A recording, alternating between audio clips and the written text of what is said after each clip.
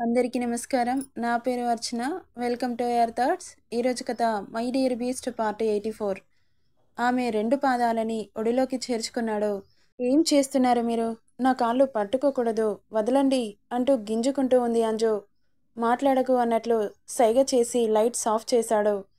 ఒక్కసారిగా గుండెల్లో గుబులు మొదలైంది. కంగారుగా బెదురు చూపులు చూస్తూ ఉంది.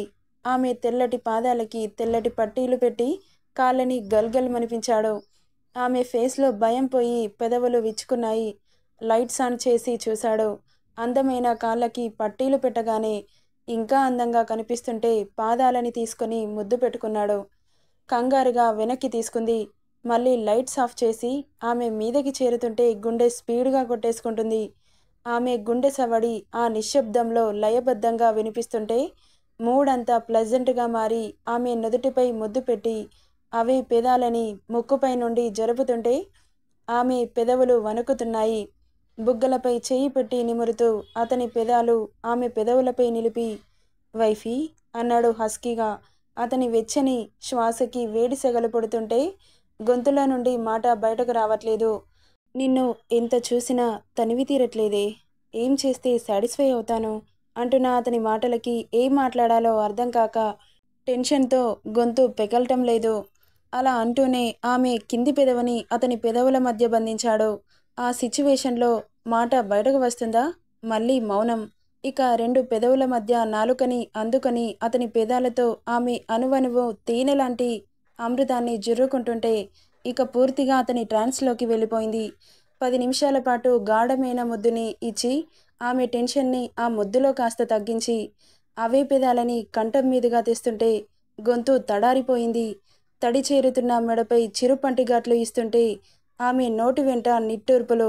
అతని ఫేస్లో సైడ్ స్మైల్ ఇంకా కిందకి జారి ఆమె చెస్ట్ మీద తడి మొద్దులు పెడుతూ ఎత్తైన శిఖరాలు బ్లౌజ్ నుండి బిగుతుగా మారి అతన్ని ప్రవోక్ చేస్తుంటే అతని తాపానికి ఆమె రవిక ఎప్పుడో దూరమైంది.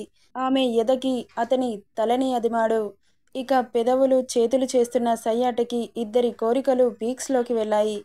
వైఫీ అన్నాడు మత్తుగా. అంది భారంగా మారిన శ్వాసకి. డ్రగ్ లాగా పిచ్చిగా ఎక్కిస్తున్నావు, ఏం చేశావే అన్నాడు. అతను అలా మాట్లాడుతుంటే ఆమె సంతోషంతో గుండె భారంగా మారి కళ్ళు చెమ్మగిల్లాయి. అతని ప్రేమకి మనసు ఉక్కిరిబిక్కిరవుతుంది. అతడి జుట్టు లోపలికి వేళ్లు జొప్పించి నిమురుతూ లవ్ యూ హబ్బీ అంది. ఆమె అలా అనగానే ఆమె పొట్టపై తలపెట్టి పెదవులతో ముద్దుల వర్షం కురిపిస్తూ చిరుపంటిగాట్లని బహుమతిగా ఇచ్చి గోల్డెన్ హోల్ అతని ఇంకా ప్రవోక్ చేస్తుంటే గట్టిగా ముద్దు పెట్టి ఏదో ఐడియా వచ్చిన వాడిలా పక్కన ఫ్రూట్స్ బౌల్లో ఉన్న ద్రాక్ష పండుని బొడ్డులో నిలిపి కసుక్కున కొరికాడు. ఒంట్లో నరాలన్నీ ఒక్కసారిగా జివ్వమని లాగాయి ఆమెకి. ఆమె చేతిగోళ్ళు అతడి వీపు లోపలికి కసుక్కున దిగగానే ఆమె ఇచ్చే నొప్పి కూడా అతనికి తియ్యగా అనిపిస్తుంటే స్వీట్గా ఉన్న బెల్లీని నాలుకతో లిక్ చేసి ఆమె ఫీలింగ్స్ని హైలోకి తెచ్చి ఇద్దరు వలవలు దూరం చేసి ఈ అనంతమైన ప్రేమకి ఇద్దరి ఊపిరిని ఒకటిగా మార్చాడు. ఆ మధుర క్షణాలని ఆమె మెదడులో ఇష్టంగా బంధించుకొని అతడి శృంగార సరస సల్లాపంలో తీయ తీయని కలలను కనడమే తెలుసు కమ్మని ప్రేమలో, మనసంతా నువ్వని చెప్పడం తెలుసు ప్రేమనే మత్తులో, ఎన్నాళ్ళైనా నేనుండిపోగలను నీ కౌగిళ్ళలో, నేనెవరన్నది నే మరిచిపోగలను చూస్తూ నీ కళ్ళలో. ఇద్దరి కలయికలో స్వర్గంలో మునిగి తేలారు. ఆమె కంటి కొసల నుండి వెచ్చటి కన్నీరు జారి బెడ్షీట్ని తాకింది.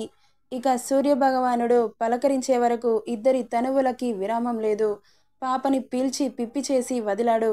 నీరసం ఆవహించి బెడ్డెక్కేసింది. ఓ మై గాడ్, ఏమైంది వైఫీ, అలా అయిపోయావు అన్నాడు. అప్పుడే మెలకువ వచ్చిన హర్ష ఫేస్ అంతా పీక్కుపోయి గాలి పీల్చిన బెలూన్ లాగా మారిపోయింది. పాపం మన బేబీ పరిస్థితి. చేసిందంతా చేసి ఏం తెలియనట్లు అమాయకుడిలాగా ఎలా అడుగుతున్నారో చూడు అని చిన్నగా ఫేస్ పక్కకు తిప్పుకుంది. పాపం ఓపిక లేక ఓ sorry wifey, I can't control it, ఏం చేద్దాం చెప్పు, గ్రౌండ్లోకి దిగాక కంట్రోల్ చేసుకోవడం నా వల్ల కావట్లేదు, దీనికేమైనా పరిష్కారం ఉంటుందా? అయ్యా మహాప్రభు, మీకు నమస్కారం, ప్లీజ్ నన్ను ప్రశాంతంగా కాసేపు పడుకోనివ్వండి ఒళ్ళు హూనం చేసి వదిలారు అని బజ్జుంటుంటే, ఓయి వైఫీ, దీనికే ఇలా అయిపోతే ఎలానే? ఎలాగో ఇక్కడికి వచ్చినప్పటి నుండి ఈ వర్కౌట్స్ చేయట్లేదుగా. ఇలాగైనా నా చెమటని చిందిస్తాను వైఫీ, కాస్త కోఆపరేట్ చేయవే అనగానే టక్కున హర్ష వైపు తిరిగి బేలగా చూస్తూ, ఇప్పుడు నేను మీ ఇన్నోసెంట్కి కమిట్ అయ్యి ఓకే చెప్పాననుకోండి, ఇక నా ప్రాణాలు పోవటం ఖాయం అంటున్న ఆమె నోటిని అతని పెదవులతో మూసేశాడు. కోపంతో పెదవిని కొరికి రక్తాన్ని చిందించి అప్పుడు వదిలి గుర్రుగా చూస్తూ ఉన్నాడు. ఏడుపు మొహం పెట్టుకొని చూస్తోంది. పిచ్చిగా మాట్లాడి నాతో పనిష్మెంట్ తీసుకోవడం అంటే నీకు ఇష్టం కదా వైఫీ, అందుకే ఇలా మాట్లాడుతున్నావు. ఇప్పుడు నాకు కోపం వచ్చింది, పనిష్మెంట్ ఇవ్వాలి, నా సోల్ సాటిస్ఫై అవ్వట్లే. సో సాటిస్ఫై అవ్వాలంటే అని ఆగిపోయాడు. అతను అలా మాట్లాడుతుంటే గుండెల్లో రాయి పడ్డట్లు అనిపించింది అంజలికి. ఏంటి? చెప్పండి. అది చెప్పేది కాదు వైఫీ, చేసేది. వన్ మోర్ టైం అంటున్న అతని మాటలకి బిక్కచచ్చిపోయింది. నువ్వు ఎలా చూసినా నీకు మాత్రం పనిష్మెంట్ తప్పదు వైఫీ అంటూనే మళ్ళీ ఆమెను చూశాడు. బెడ్షీట్ కాస్త మెడ కింది నుండి జారి కనిపిస్తుంటే ఫ్రీగా హిమగిరి అందాలు షో అవుతుంటే కన్ను కొట్టాడు. ఒక్కసారిగా ఏం చూస్తున్నాడో అని కిందకి చూసుకున్న అంజు టక్కున బెడ్షీట్ లాక్కొని అటువైపు తిరిగింది. ఆమెను వెనుక నుండి మొత్తంగా చూశాడు హర్ష. హిమాలయాలు తెల్లగా ఎలా ఉంటాయో అలా తలపిస్తున్న పాప వీపు ఓ వయ్యారి పాలరాతి శిల్పంలా వంపు తిరిగి కనిపిస్తున్నాయి. వైఫీ అన్నాడు హస్కీగా. అంది. నువ్వేంటి మరి ఇంత టెంప్టింగ్గా ఉన్నావు? ఫ్రంట్ ఎలా ఉందో బ్యాక్ అంతకంటే అద్దరిపోయింది అన్నాడు చాలా ఇంటెన్స్డ్గా. ఇక ఆ మాటకి ఒక్కసారిగా స్ట్రెయిట్గా తిరిగి గుడ్లు పెద్దవి చేసుకుని హర్షని చూస్తూ ఉంది అంజు. బెడ్షీట్ని లాగి ఇద్దరికీ కలిపి కప్పి ఆమె వీపు మీద పెదవులతో నాట్యం చేస్తుంటే ఒంట్లో వెచ్చడి సెగలు మొదలయ్యాయి. ఆమెకి నోటి వెంట మాటలు కరువయ్యాయి. ఇద్దరి భావాలు ఒకటిగా చేసి ఆమె తనువులో భాగమైపోయాడు. ఇక ఆఫ్టర్నూన్ వరకు అలసి సొలసిన చెమటలు చిందించిన శరీరాలతో మెలకువ రాలేదు. కడుపులో ర్యాట్స్ క్యాట్స్ అన్నీ ఒక్కసారిగా దాడి చేయడంతో మెల్లగా కళ్ళు నలుపుకుంటూ కళ్ళు తెరిచి చూసింది. పక్కన హర్షలేడు. కంగారుగా లేచి కూర్చొని చెల్లాచెదురుగా పడి ఉన్న బట్టలను చూసి నవ్వుకుంటూ హబ్బీ అని పిలిచింది. పలకలేదు. మళ్ళీ పిలిచింది. చెప్పండి వైఫీ అనుకుంటూ లోపలికి వచ్చాడు పాల గ్లాస్ విత్ ఫ్రూట్స్తో. వాటిని చూసిన అంజు నేను ఫ్రెష్ అయ్యే వరకు ఏమీ తినను అనింది. అలాంటి మాటలు నా చెవులకి వినిపించకూడదు అన్నాడు. కనీసం బ్రష్ కూడా చేసుకొనివ్వరా అనింది ఏడుపు గొంతుతో. ఆమెను చూసి నవ్వుకుంటూ ఓకే అన్నాడు. ఇక బెడ్షీట్ని గట్టిగా చుట్టుకొని బెడ్ దిగుతుండగా కాలు అడుగు తీసి అడుగు వేయరవ్వట్లేదు. అంత పెయిన్స్ ఉన్నాయి బాడీ మొత్తం. ఇక బ్యాలెన్స్ తప్పి పడుతుండగా పట్టుకున్నాడు. జాగ్రత్త వైఫీ అంటూ ఆమెను అమాంతం ఎత్తి వాష్రూమ్లో దింపాడు.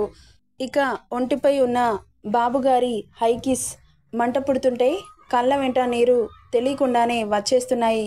ఆమె కన్నీటిని తుడిచి వాట్ హ్యాపెన్ వైఫీ అన్నాడు కన్సర్న్గా. బాగా పెయిన్గా ఉంది అని అతన్ని కరుచుకుపోయి ఏడుస్తుంటే ఓ సారీ వైఫీ, నువ్వు నాకు చెప్పాలిగా పెయిన్గా ఉందని అంటూ ఆమె వెన్నుని నిమిరి తలపై ముద్దు పెట్టాడు. Okay, should I give you a bath అనగానే వద్దు నేనే చేస్తాను మళ్ళీ అని ఆగిపోయి డోర్ వేసేసింది. ఇక తను వచ్చేసరికి ఏదైనా డిష్ ప్రిపేర్ చేద్దామని కిచెన్లోకి వెళ్ళాడు హర్ష. ఫుల్ ఫ్యామిలీ మైన్గా మారిపోయాడనమాట. అంజు ఫ్రెష్ అయ్యి వచ్చి హర్ష తీసుకొచ్చిన పాలు జ్యూస్ తాగి కిచెన్లో ఉన్న హర్ష దగ్గరికి వెళ్ళింది. అప్పుడే స్నానం చేసి రావడంతో ఆమె నుండి వచ్చే అరోమా అతడి ముక్కు పుటాలకు తాకుతుంటే ఆమెని చూస్తూ ఉండిపోయాడు. ఏంటని కళ్ళెగరేసింది. నీటి బొట్లు ఫేస్పై మెడ మీద అక్కడక్కడ పడి ముత్యాల్లా మెరుస్తుంటే యూ లుకింగ్ సో సెక్సీ అన్నాడు.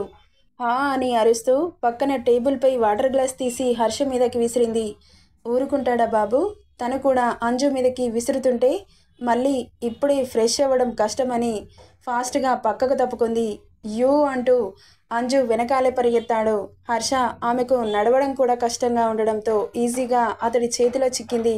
నా నుండి పారిపోతున్నావా వైఫీ? మీ నుండి నేను పారిపోగలనా హబ్బీ? నన్ను ఈజీగా క్యాచ్ చేయగలరు మీరు అంటుంటే రోజు రోజుకి నీ అందం మరింత రెట్టింపు అవుతుంది. ఏం చేస్తున్నావు వైఫీ అన్నాడు. నేనేం చేయట్లేదు, మీరు చూసే చూపుల్లోనే తేడా ఉందేమో అనింది. అలా కూడా ఉంటుందా? ఉంటుంది. ఎందుకు ఉండదు?